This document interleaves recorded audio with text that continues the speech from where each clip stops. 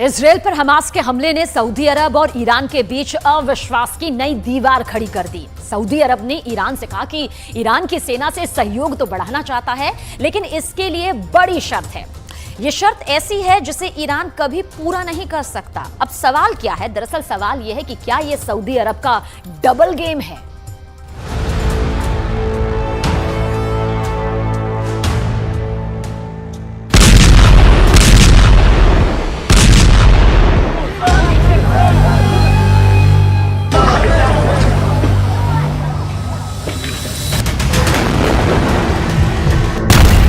Gaza में गिरते गोलों के बीच सऊदी अरब ईरान के बीच डील की पेशकश हो रही है, लेकिन सऊदी अरब ने इस डील के होने से पहले ईरान के सामने रख दी है बड़ी शर्त जो ईरान के हथियार जमा करने के इरादे का पर्दाफाश है। शर्त अपने इरादे को अपने वर्चस्व में कमी करने को लेकर है।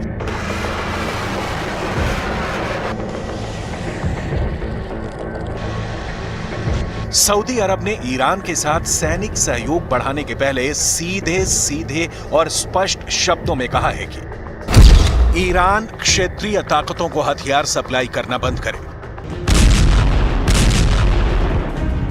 सऊदी अरब ने अपनी 7 साल पुरानी दुश्मनी को पीछे रखकर इसी साल मार्च में ईरान से दोबारा दोस्ती का नया चैप्टर खोला है, लेकिन उसके पहले ही पेज पर अब सैनिक सहयोग बढ़ाने के लिए शर्त की दीवार खड़ी हो गई है।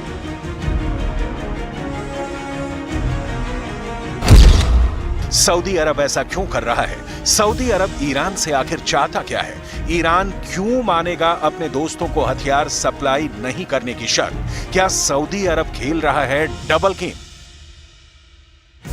सऊदी अरब ईरान को हथियार सप्लाई करने से क्यों मना कर रहा है? इसकी डिटेल में जाने से पहले यह जानना बेहद जरूरी है कि ईरान किन किन देशों और संगठनों को हथियार सप्लाई करता है, और इसके पीछे ईरान की मंशा पैसा कमाना कम, अपने वर्चस्व की स्थापना ज्यादा है। यमन के हूथी विद्रोहियों को आता है ईरान से हथियार। लेबनान के हिजबुल्लाह भी ईरान का हथियार ही चलाते हैं। गाजा पट्टी के हमास लड़ाकों को ईरान से मिलते हैं हथियार। सीरिया को भी ईरान भेजता है हथियार। ईरान रूस तक को हथियार सप्लाई करता है।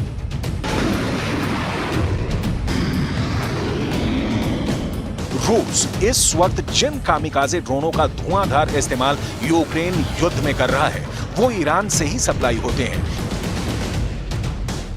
ऐसे ड्रोन हमास के पास भी होने के कयास लगाए जाते हैं। अब सवाल यह है कि सऊदी अरब से सैनिक सहयोग बढ़ाने के लिए ईरान हथियार के दम पर हासिल अपने आधिपत्य की बलि क्यों चढ़ाएगा?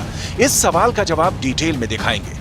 इस वक्त सऊदी अरब की इस शर्त के पीछे और पूरे ईरान सऊदी अरब के बीच रिश्तों की नई और बेहद दिलचस्प कहानी को समझना बहुत जरूरी है। सऊदी अरब इस समय कूटनीति की पिच पर बढ़िया खेल रहा है। हमास के इजराइल पर हमले ने सऊदी अरब को ईरान पर नैतिक नकेल लगाने का मौका दे दिया है। कैसे? इसे विस्तार में समझिए। सऊदी अरब अमेरिका का खाड़ी में सबसे बड़ा सहयोगी है, लेकिन सऊदी अरब अब चाहता है कि सैनिक सहयोग में अमेरिका पर निर्भरता कम की जाए। तो इसके लिए सऊदी अब ईरान से हाथ मिला रहा है। अब देखिए, ईरान अमेरिका का दुश्मन नंबर 1 है। ईरान से दोस्ती भी सऊदी अरब की चीन ने करवाई। चीन भी अमेरिका की दुश्मनी वाली लिस्ट में टॉप पर है। अभी और देखिए, ईरान नाटो देशों की चेतावनी के बावजूद रूस को हथियार सप्लाई करता है। मतलब ये कि सऊदी अरब एक तरफ ईरान से दोस्ती गाढ़ी कर रूस और चीन के करीब देखना चाहता है, दूसरी ओर ईरान को अमेरिका की ओर से यह समझा रहा है कि वो हमास को हथियार सप्लाई करना बंद करे। मतलब ये दिखाने की कोशिश हो रही है कि सऊदी अरब ने अमेरिका के साथ वही पुराना रिश्ता अब भी कायम रखा है। सऊदी अरब और ईरान के बीच दोस्ती और दुश्मनी एक ही सिक्के के दो पहलू हैं। ये दोनों खाड़ी देश अपना वर्चस्व स्थापित करने के लिए लड़ते रहे हैं। यहां तक कि मार्च 2023 में दोनों देशों के बीच जो दोस्ती स्थापित हुई है, वो भी सुविधाओं वाली शादी की तरह है। आपको आगे दिखाएंगे कि ईरान हथियारों की दौड़ में इस वक्त कहां से कहां पहुंच गया है और ईरान क्यों नहीं छोड़ेगा हथियार सप्लाई करना। लेकिन अभी सऊदी अरब की ईरान से दोस्ती की असली मंशा। अल अक्सा मस्जिद में जब इजराइल की सेना घुसी तो इसका विरोध करने में सऊदी अरब आगे रहा। लेकिन इस बीच सऊदी अरब इजरायल की दोस्ती का नया मंच सजाने की तैयारी करता रहा। ये डील अमेरिका की मध्यस्थता में होनी थी। ईरान से दोस्ती के बावजूद सऊदी अरब इजरायल से दोस्ती करने जा रहा था।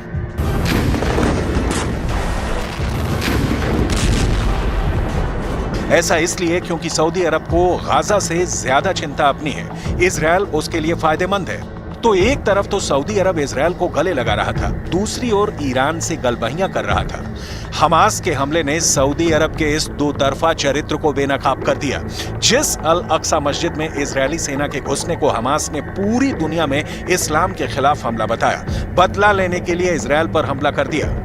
सऊदी अरब ने उसमें हमास का साथ देने से इनकार कर दिया। यहां तक कि ईरान पर भी हमास को कंट्रोल करने का दबाव डाल रहा है। सऊदी अरब अपनी सेटिंग में बिजी है और ईरान अपनी।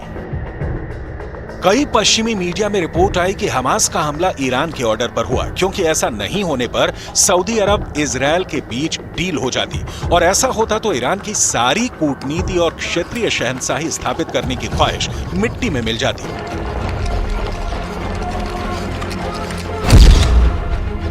यहां बिल्कुल संक्षेप में समझना जरूरी है कि सऊदी अरब ईरान के बीच की दोस्ती ईरान पर कैसे भारी पड़ती।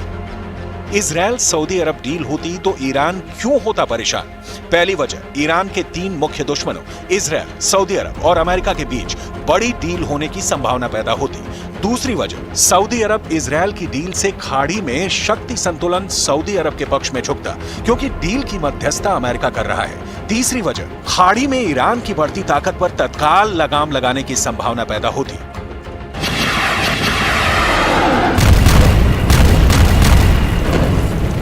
तो ईरान ने सऊदी अरब और इजरायल में डील होने से पहले हमास के हमले वाली चाल चल दी। लेकिन सवाल उठता है कि शाम अलग, सुबह अलग राय जाहिर करने वाले सऊदी अरब और ईरान के बीच की दोस्ती क्या कभी पक्की भी होगी, जिसमें भरोसे की ईंट होगी? इतिहास इस मिलन के खिलाफ खड़ा है। बहुत कम शब्दों में समझिए, सऊदी अरब ईरान की दुश्मनी की 7 साल पुरानी खूनी कहानी कब, कैसे और क्यों लिखी गई। सऊदी अरब और ईरान के बीच पिछले कई दशकों से क्षेत्रीय प्रभुत्व के लिए संघर्ष जारी है, जो धार्मिक विभाजन के चलते गंभीर हुआ है। ये दोनों ही मुल्क इस्लाम की अलग अलग शाखाओं को मानते हैं। ईरान एक शिया बहुसंख्यक देश है, जबकि सऊदी अरब सुन्नी बहुल देश है। सुन्नी और शिया कानून, धर्मशास्त्र और संगठन जैसे मामलों में अपने अलग अलग नियमों का पालन करते हैं। इन दोनों समुदायों के नेता प्रभाव के लिए एक दूसरे के साथ संघर्षरत रहे हैं।